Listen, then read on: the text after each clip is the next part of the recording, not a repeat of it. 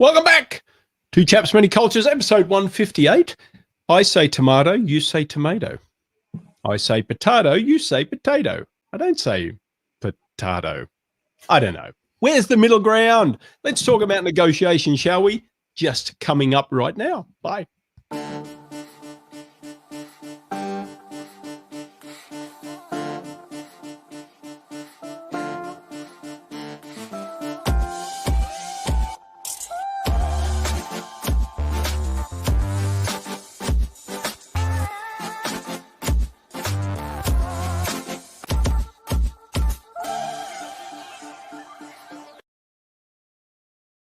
Yes, we're back.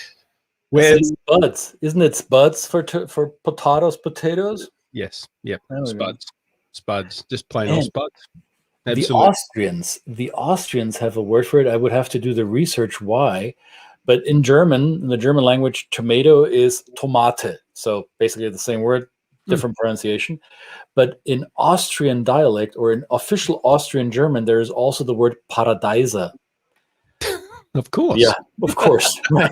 So not sure what it has to do with paradise. Maybe it's a paradisiac fruit. As we know, a tomato is a fruit. I don't know. Just came to mind. Let's negotiate over how much a pound of paradiser should be, or a kilogram. Or pomidore, eh? Pomidore. Oh, yeah, paradiser pomidore. Pomidore. Yeah. Maybe, I don't know. Who knows? Welcome back, folks. It is the show about the business of culture and the culture of business, where too much culture is never, ever enough. That is true. We are talking about negotiations today, as may have been alluded to in the image that we put up to prepare for this episode. But you're also going to get something for free. We have prepared, just like all good cooks, something earlier for you to take away with you today. So stick around. We're going to give you the link to that. And that will be basically some insights into negotiation styles of some of the biggest economies on the planet. So you can do a little bit of a research deep dive into that. But today we're going to, Well, we're going to talk about today basically some of the top tips we do before we even start with negotiations. How about that? Would that be a good way to do it, mate? What do you think? I mean, I want to hear from you. What is your side? I think we should do that. And where does that word come from? Negotiate. Doesn't that come from Latin, probably? Negociare or something like that. In Spanish, there's a word called negocio, which means business. So actually the word in itself describes that we're conducting some sort of business, right? We are reevaluating or defining together, how much is this thing worth? What is the value of the product, service, widget that we're exchanging? And coming up with a proper compensation for services or products rendered has been part of human trade since humans learned how to do that. I don't know, for thousands of years, right? Some of you may have watched movies about this. One comes to mind by the eternally funny Monty Python. There's one of these bizarre scenes where they haggle over the price. I think it's in Life of Brian, if I'm not mistaken. Well, some call it haggling, right? Some give it words or terms that go beyond the civilized exchange of value propositions. Haggling is more this, well, I'll give you this. No, you give me that. And how much is possible? Oh, this is possible. Oh, you got to ask for this. Oh. So how we do this is I'm twisting, you know. Yeah, or neck slapping, or and one might also think that this is just the end goal is for you to win. But obviously negotiation, I think, in terms of a fair trade, as my good colleague here, for services rendered and the value of such, should, I guess, probably most times include some appreciation for the fact that we've both got to get something out of this. There is a value to both sides. So we are approaching this episode on that basis, probably alone. We'll just assume that. So, of course, when we always say our number one mantra is, of course, if you're going to learn about culture, if you're going to understand the culture of the people you're going to negotiate with, perhaps it might be beholden on you to do a little bit of self-reflection and understand what is your particular style. Is that a cultural thing? Is that a personality thing? This is about identifying what's your preferred style. Does that, and what the value is in that, what values drive that. So that's always kind of the basis we come to. We repeat this ad nauseum.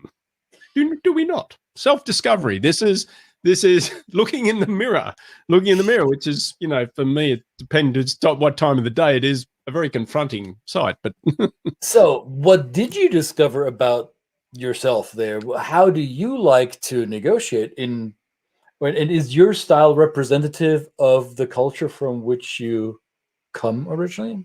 Tell me about that. Yeah, a little bit. I think a nice kind of clear objective for myself, and also understanding what the objective of the other person is. And, not to beat around the bush. I mean, after all, we've got to get to the pub by a decent time.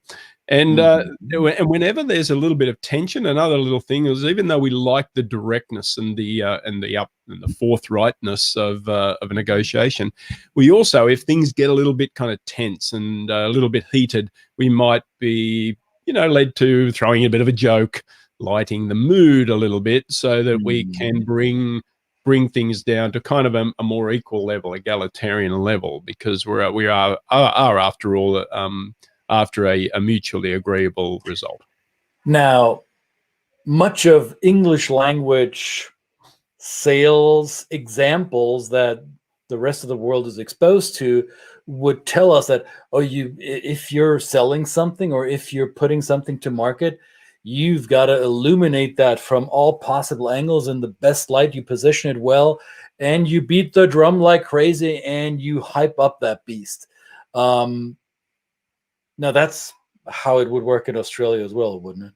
Not really. No, okay. I figured. So no, we'd be a little bit more low key. So that's another thing. We certainly have our, we're proud of what we've got, but we kind of might approach it from a slightly more low key approach. Yes. So hype, not good.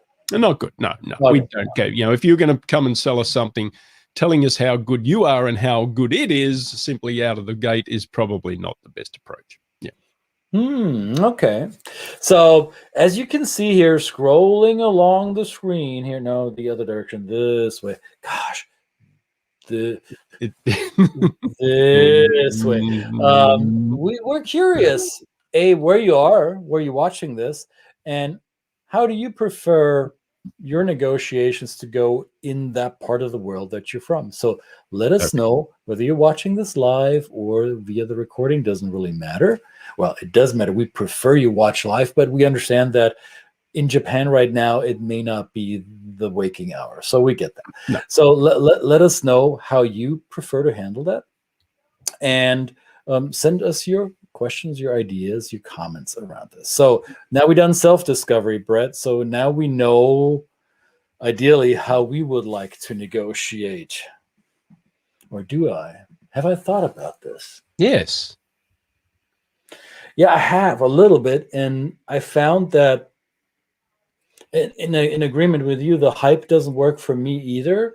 And I want it to be serious. So the pub, sure, it may be a promising goal after the negotiation, but for me, the ink needs to be on the paper. There needs to be the agreement. I think for me, what I want to see in the negotiation is that both sides want to come to an agreement, that there is the willingness on whoever's involved in the negotiation to come to a conclusion, ergo dare I say, compromise.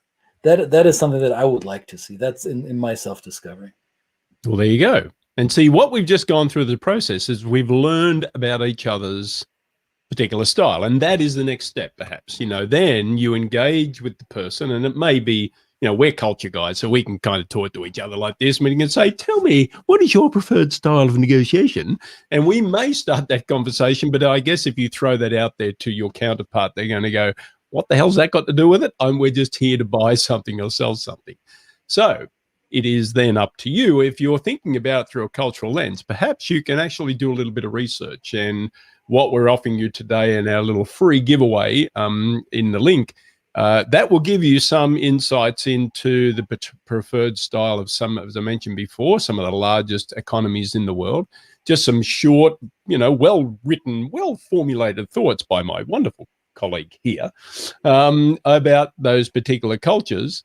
And they will give you the starting point to say, oh, okay, interesting. So now I see that there may be a difference. There may be a gap between what my style, what my expectations are, what the style and the expectations are of my counterpart. So that doing that beforehand is kind of leading you down the path of discovery in the way that you can say, right, now do I then how do I change my expectations? What are the different, how do I set my goals? All these kind of things in terms of going into the negotiation. And we would proffer that this is actually a respectful way to approach it, right, in terms of your counterpart as well. And there's some cultural dimensions that play into this. We were naming a few here. So for those of you who are watching this for the first time, cultural dimensions, don't get hung up on the terminology. There's some clear behavioral commonalities in certain cultural group that are measurable and somewhat predictable. And we want to look at how does the culture you're negotiating with, how do they prefer to communicate? Is that a very literal, very low context, direct form of communication, maybe even a bit confrontational at times when it comes to the contentious pieces of negotiating a price and the value? Are there big gaps in between status and hierarchy in the organization or in the culture that you're dealing with? Or is everybody mates? Or everybody about the same peer level and it's not detectable who's got more power and influence? That plays into it. What also I think is critically important for many of us from quote unquote Western context or white context is that many of us tend to be quite task oriented. And when negotiating with cultures that place a strong importance or value on relationship building, we fall on our faces when we negotiate because we enter the conversation with the task of the negotiation without having even spent an iota of time and energy on building a relationship with that other party. And that could easily derail your negotiation. So a word of caution right there. Absolutely. And just a point about the hierarchy, in some cultures, your relationship and the hierarchy between you and a supplier might be reversed. And in depending on what that, an interesting point would be a dealership network for a company that I once worked with, where they sold their products through a dealership network, and the dealership and the principal in one country, the principal of the manufacturer was actually higher on the totem pole, and basically the dealer became, subservient to the principal. In another country altogether, same company, same brand, those roles were reversed. The dealer had the power. The dealer had the negotiation, was the senior person in the, and then of course the supplier had to be subservient in terms of serving the dealer, because the dealer was the customer facing. So that's just, it can be reversed depending on the country you're in. Yeah. Yes, it can be. And what it boils down to eventually is, how do you create a mutual level of trust that all the sides that are involved in the negotiation are comfortable with? It doesn't have to be that level of trust that you would entrust somebody with your life or with your physical safety in that situation, but you want to have enough trust with that person to believe the claims they make about the product, the service, the idea, and you want to believe that they are in a decision-making position to issue the funds that are required to conclude the deal, or that they can or that they have the authority to push the deal that you hash out, that they have the authority to push that deal through their levels of hierarchy or the rest of their organization on their side, right? So do they have agency?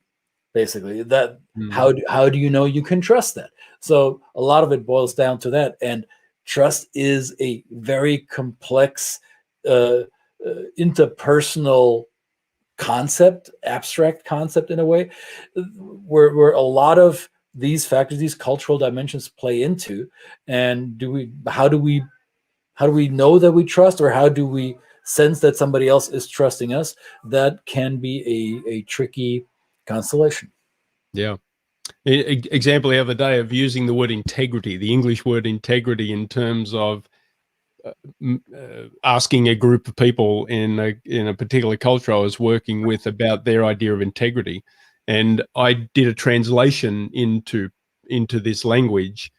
Basically, you know, obviously it was Polish, and I'll just give it up. It was Polish. I did the translation of which I thought it was. But then I was confronted with this group pushing back at me fairly strongly and saying, you do know that there's about 10 different 10 different translations of the word integrity in our language, right? Integralność is only one of them. And the others have varying degrees, whether it's a spiritual integrity, whether it's a factual integrity. It was a very, very interesting conversation. So just coming into it from that single, but you know, without having that wider context, was a pretty big learning curve for me. And we weren't in a negotiation; we were just doing a training. It was an interesting conversation.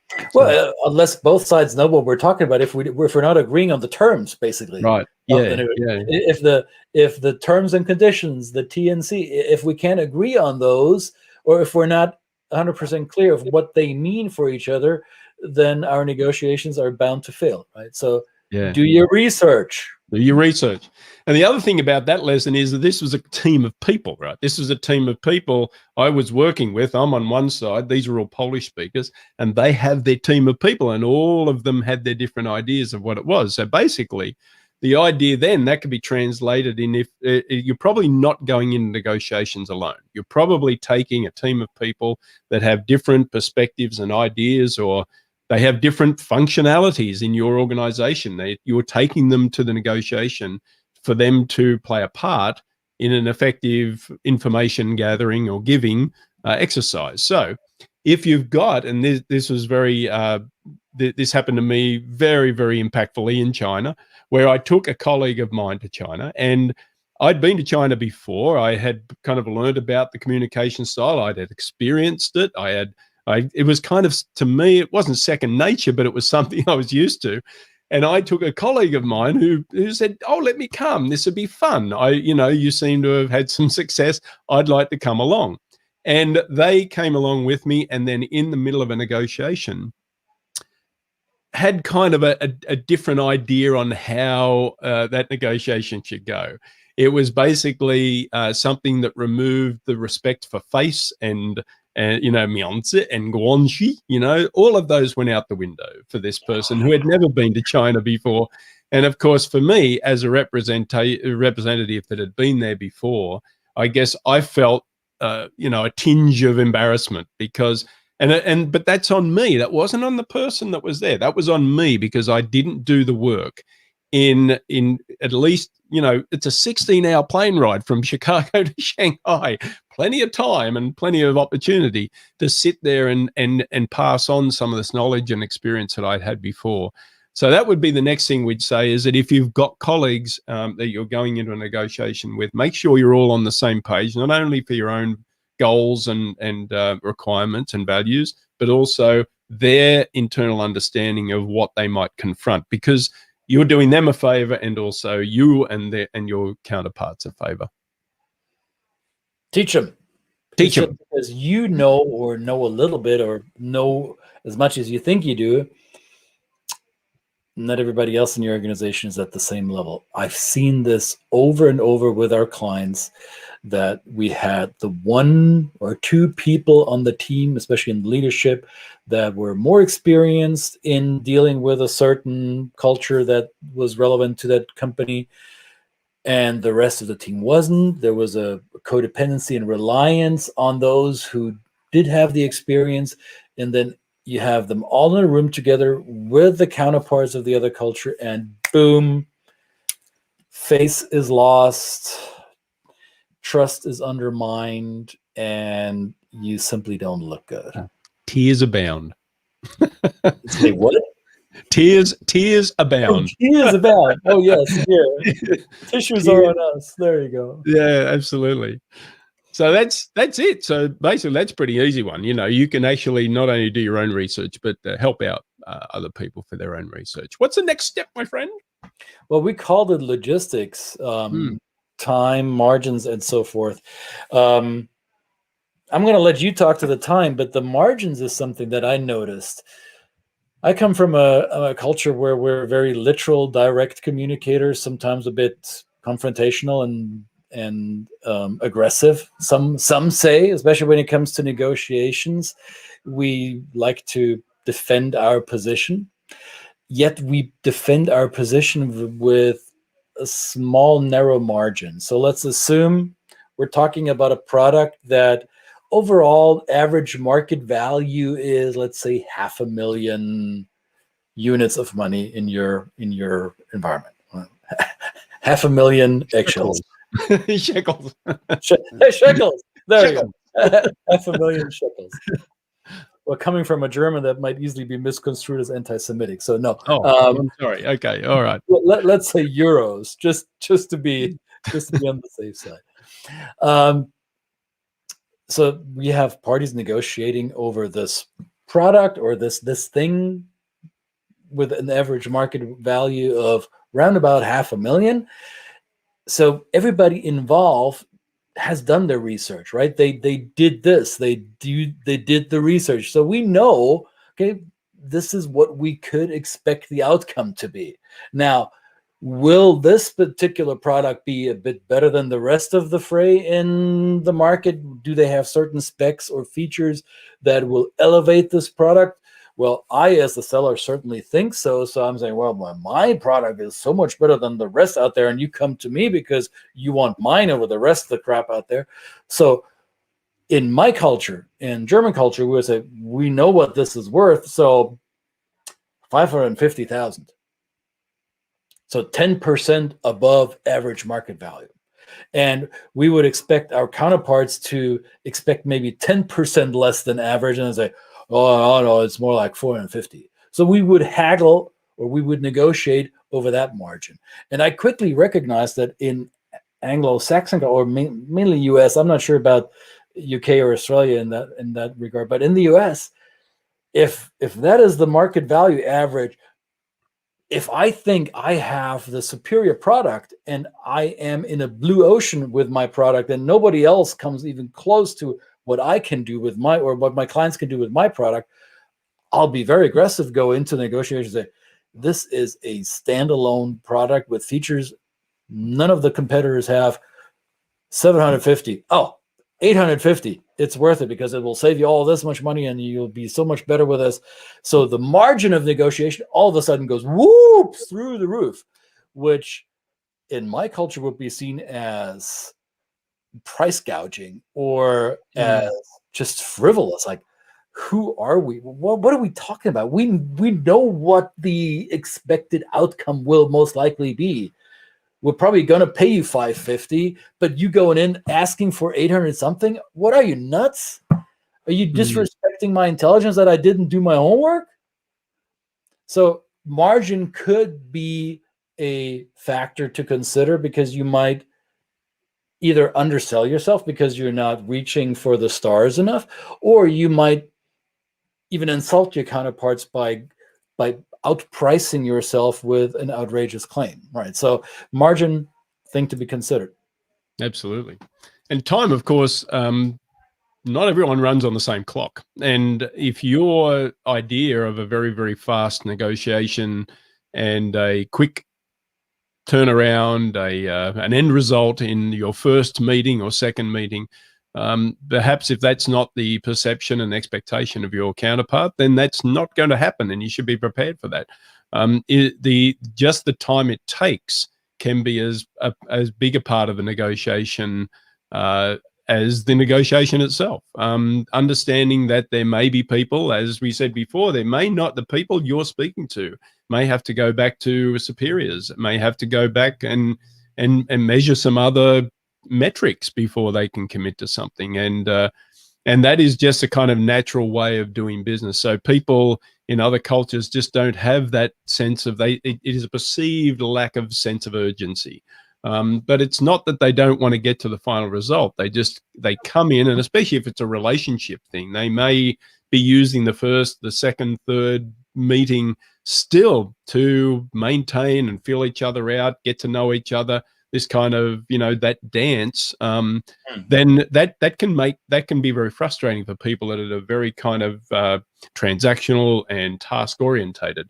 So that becomes a difficult thing. It will kick you out of contention if you're entering a culture where the relationship building is critically important, and you get right down to business. You're done. You're toast. Yeah. You probably won't even get a second chance unless you have like a cultural concierge or mediator helping you rebuild that trust that you just broke.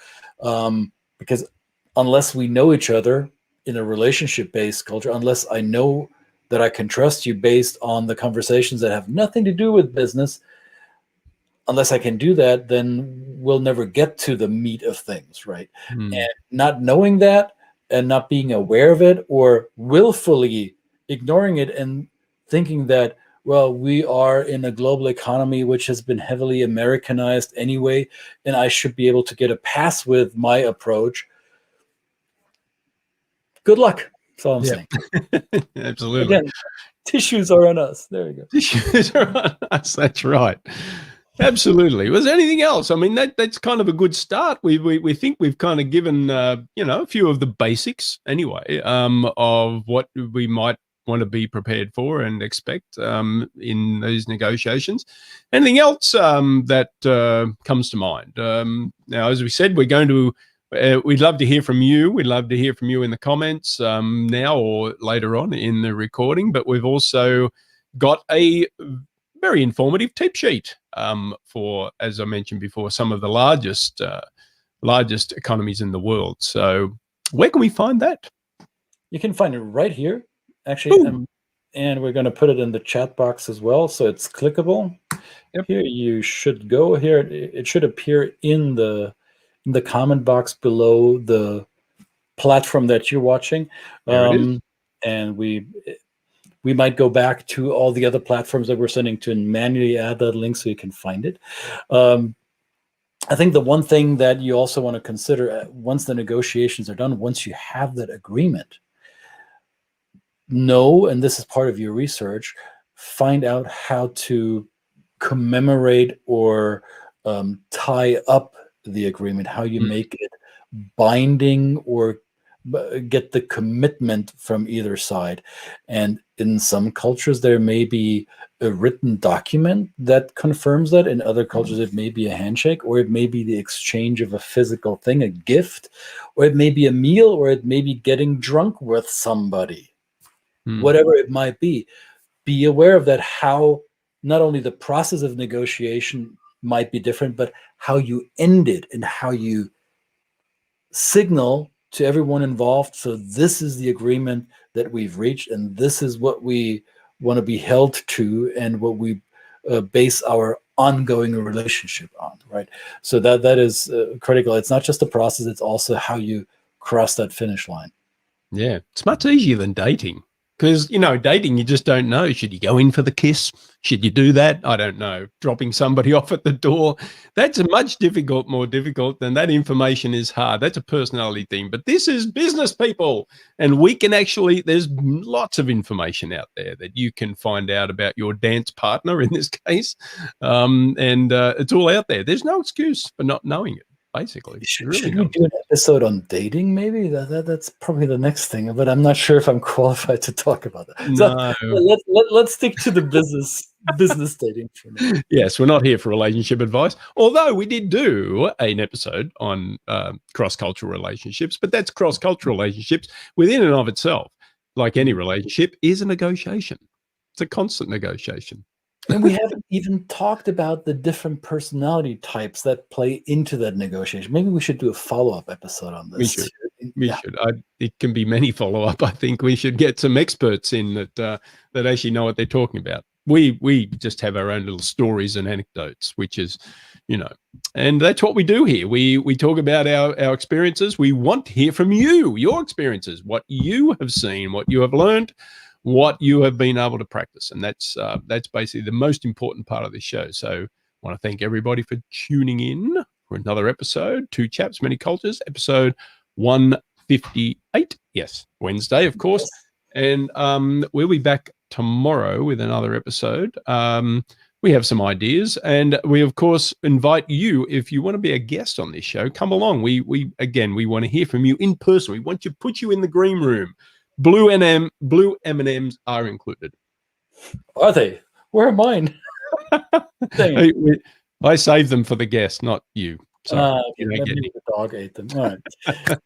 Thank you, everybody. Two Chaps, Many Cultures, episode 158. We're out for now. See you again tomorrow. See you guys. Bye.